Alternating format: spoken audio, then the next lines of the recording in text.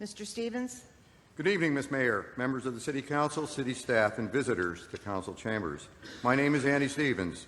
It is a pleasure to be back again to address the Council, not only as a citizen, but representing Grassroots North Carolina, its members, its leadership, in my official capacity as GRNC's Director of Local Government Affairs. I speak tonight because it seems the City Council suffers our constitutional rights and freedoms with prejudice rather than proclaiming them with pride. I will not let this go unchallenged. As a veteran who swore my first oath to support and defend the Constitution of the United States at the age of 17, and who at that same time and age wrote my blank check payable to Uncle Sam for an amount up to and including my death, I have found noble purpose defending and safeguarding the constitutional rights and freedoms available to us all. After all, my oath has no expiration date. I count my friends as the millions of fellow North Carolinians who own firearms and the 650,000 of us who possess a valid concealed carry permit. Certain members of this Council apparently hold an opposite and hypocritical view of the constitutional rights I cherish. I remember when several current members present here today displayed your collective disdain and contempt for the rule of law pertaining to the citizen's right to bear arms. At that time, the matter before this Council was regulating firearms in public parks. As I recall, these members spoke with vitriol and contempt, and to that night voted against the ordinance, adamantly remarking they would not accept it, despite the law mandating it be so. Recently, Mrs. Mayor, you made clear your desire, if only you were dictator and not subject to law, to maliciously shut down a profitable recurring exhibitor to the otherwise unprofitable Greensboro City Coliseum. Your comments, mutually supported by other members of this Council, continued until the city attorney brought you all back to our real world. The mayor is not a dictator. The City Council cannot throw out an exhibitor because it does not like the product or the purpose of an event. This mayor and this council, once again, must obey the law.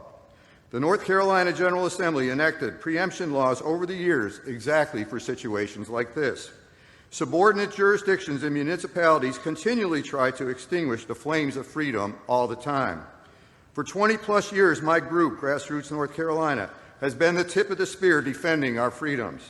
We at GRNC use preemptive relief to see to it local jurisdictions pay full legal costs when striking down their illegal overreach in the courts. Tonight, I am confident this Council understands the Greensboro gun shows will continue on schedule and without interruption. As a result, I look forward to returning to this summer's gun show in search of a bargain or something hard to find, mingling with law-abiding citizens taking advantage of the free market to buy and sell legal goods without government interference. Not only do the event exhibitor and vendors benefit, but the people of the city of Greensboro benefit as well. The thousands of semi-annual visitors to the Greensboro Gun Show spend their money here in the city and the county. A public information request I recently obtained documents the positive financial impact these gun shows produced over the last 4 years, something this Council should appreciate and thank the exhibitor for, rather than calling for his termination. Our mayor and our city council should not disparage or denigrate profitable events that draw large numbers of lawful visitors to Greensboro. Finally, I find it necessary to explain a word I used in my opening remarks to describe this Council. That word is defined as people whose actions belie stated beliefs. The word is hypocrites. Members well practiced in the liberal mantra of do as I say and not as I do. I refer to the common knowledge that members of this Council possess firearms and carry concealed handguns. The greater public may not be aware that several of you profess gun control while carrying concealed firearms by nature and habit yourselves. Perhaps you should make clear that what you expect of others is not what you do for yourselves. You should be thankful that we at GRNC several years ago demanded the legislature make confidential the records of active concealed carry permits, or perhaps your names and addresses would be emblazoned across the Greensboro News and Record for all to see. Thank you.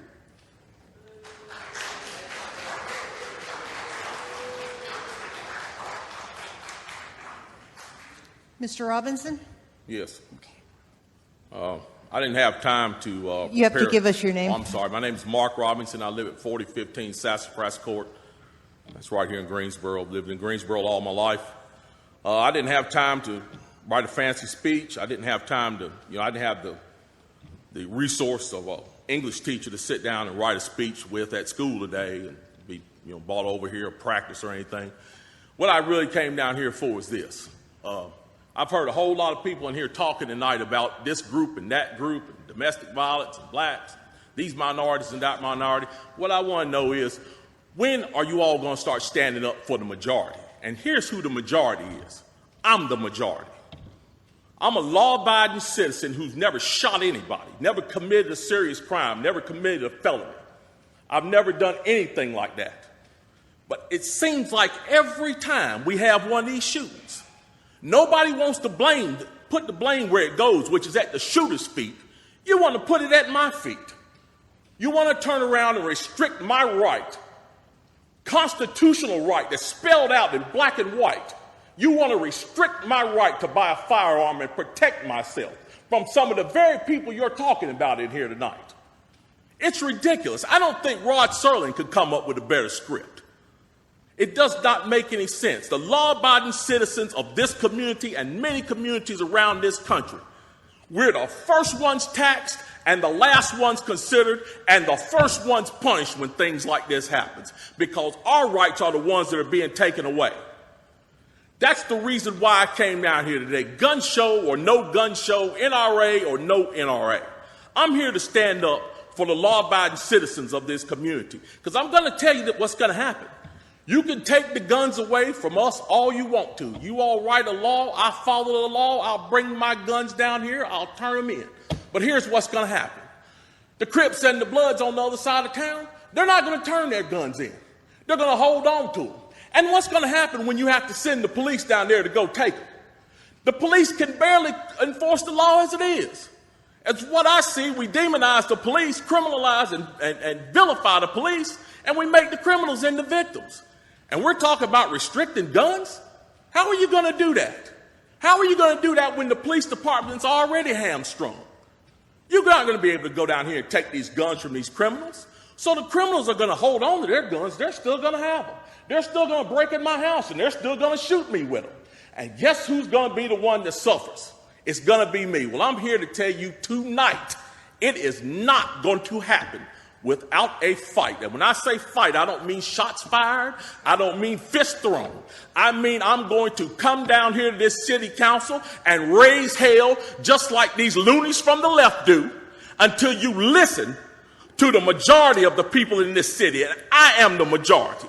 The majority of the people in this city are law-abiding, and they follow the law, and they want their constitutional right to be able to bear arms. They want to be able to go to the gun show and buy a hunting rifle or a sport rifle. There are no military-grade weapons sold at the gun show. An AR-15 is not a military-grade weapon.